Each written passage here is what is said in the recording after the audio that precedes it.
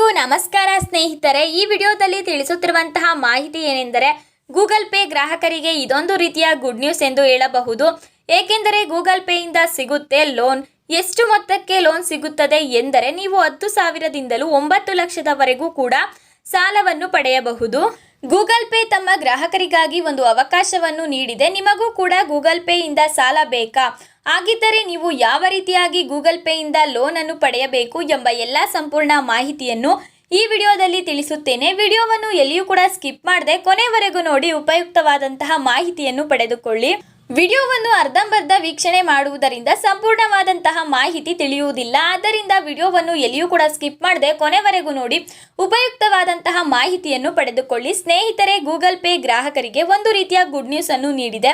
ಏನಪ್ಪ ಆ good news ಎಂದು ನಿಮಗೆ ಈಗಾಗಲೇ ತಿಳಿದಿದೆ. ಸ್ನೇಹಿತರೆ, ಗೂಗಲ್ ಪೇ ಗ್ರಾಹಕರಿಗೆ ಒಂದು ರೀತಿಯ ಗುಡ್ ನ್ಯೂಸ್ ಅನ್ನು ನೀಡಿದೆ. ಏನಪ್ಪ ಆ ಗುಡ್ ನ್ಯೂಸ್ ಎಂದು ನಿಮಗೆ ಈಗಾಗಲೇ ತಿಳಿದಿದೆ.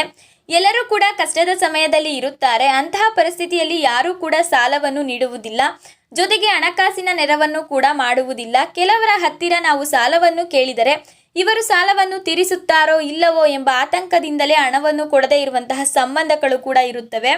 ಹಣಕಾಸಿನ ನೆರವು ಬೇಕು ಎಂದರೆ ಯಾವ ಕುಟುಂಬ ಸಂಬಂಧವೂ ಕೂಡ ನೀಡುವುದಿಲ್ಲ. ಎಲ್ಲರೂ ದೂರವಾಗಿ ಬಿಡುತ್ತಾರೆ ವಿನಃ ಯಾರು ಕೂಡ ಹತ್ತಿರ ಬಂದು ನಿಮ್ಮ ಕಷ್ಟ ಏನು, ನಿಮಗೆ ಎಷ್ಟು ಹಣ ಬೇಕು ತೆಗೆದುಕೊಳ್ಳಿ ಎಂಬ ಮಮಕಾರವನ್ನು ತೋರುವುದಿಲ್ಲ. ಅದರಿಂದಾಗಿ ನೀವು ಗೂಗಲ್ ಪೇನ ಮುಖಾಂತರ ನಿಮಗೆ ಹಣಕಾಸಿನ ನೆರವು ಬೇಕು ಎಂದರೆ ಗೂಗಲ್ ಪೇ ಮುಖಾಂತರ 10,000ದಿಂದ 9 ಲಕ್ಷದವರೆಗೂ ಕೂಡ ಸಾಲವನ್ನು ಪಡೆಯಬಹುದು.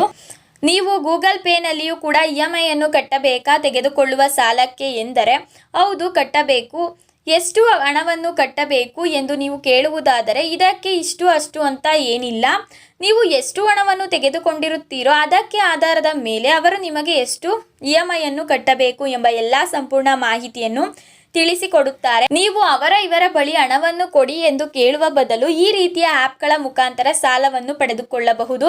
ಆರಾಮಾಗಿಯೂ ಕೂಡ ತಿಳಿಸಿಕೊಳ್ಳಬಹುದು. ಒಟ್ಟಾರೆ ತಕ್ಷಣಕ್ಕೆ ಹಣ ಬೇಕು, ಗೂಗಲ್ ಪೇನಲ್ಲಿ ತಕ್ಷಣಕ್ಕೆ ಹಣವನ್ನು ನೀಡುತ್ತಾರೆ.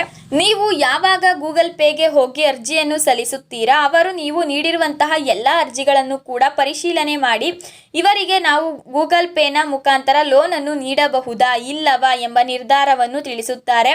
ನಿರ್ಧಾರದ ಬಳಿಕವೇ ನಿಮಗೆ ಸಾಲವನ್ನು ನೀಡಲಾಗುತ್ತದೆ. ನೀವು ಎಷ್ಟು ಹಣವನ್ನು ಪಡೆದುಕೊಳ್ಳುತ್ತೀರಾ ಅದಕ್ಕೆ EMI ಅನ್ನು ಕೂಡ ಹೇಳುತ್ತಾರೆ.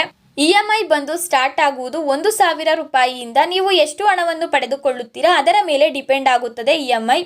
ಹಾಗಿದ್ರೆ ಯಾವ ರೀತಿಯಾಗಿ ಫೋನ್ ಪೇಯ ಮುಖಾಂತರ ಹಣವನ್ನು ಪಡೆಯಲು ಅರ್ಜಿಯನ್ನು ಸಲ್ಲಿಸಬೇಕು ಎಂದರೆ ಮೊದಲಿಗೆ ನೀವು ಗೂಗಲ್ ಪೇ ಅಪ್ಲಿಕೇಶನ್ಗೆ ಭೇಟಿ ನೀಡಿ. ಗೂಗಲ್ ಪೇ ಇಲ್ಲ ಎಂದರೆ ಡೌನ್ಲೋಡ್ ಮಾಡಿಕೊಳ್ಳಬಹುದು.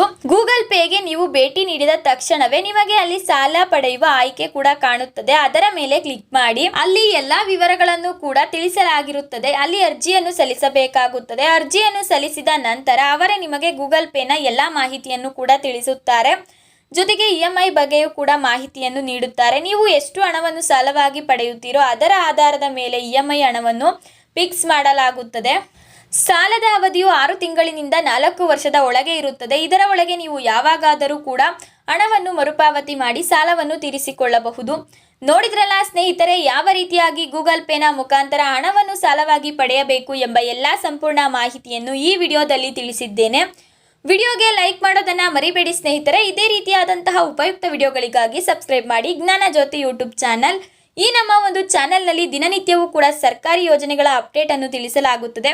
ಉದ್ಯೋಗ ಇಲ್ಲದವರಿಗೆ ಉದ್ಯೋಗದ ಬಗ್ಗೆ ಮಾಹಿತಿ, ವಿದ್ಯಾರ್ಥಿಗಳಿಗೆ ಸ್ಕಾಲರ್ಶಿಪ್ಗಳ ಬಗ್ಗೆ ಮಾಹಿತಿ, ರೈತರಿಗೆ ಸಂಬಂಧಪಟ್ಟಂತಹ ಯೋಜನೆಗಳ ಬಗ್ಗೆ ಮಾಹಿತಿ, ಈ ರೀತಿಯ ಎಲ್ಲ ಮಾಹಿತಿಗಳನ್ನು ಕೂಡ ದಿನನಿತ್ಯವೂ ಅಪ್ಡೇಟ್ ಮಾಡಲಾಗುತ್ತದೆ. ಸಬ್ಸ್ಕ್ರೈಬ್ ಮಾಡುವ ಮುಖಾಂತರ ನೀವು ಕೂಡ ದೈನಂದಿನ ಹೊಸ ಅಪ್ಡೇಟ್ಗಳ ಮಾಹಿತಿಗಳನ್ನು ಪಡೆದುಕೊಳ್ಳಿ.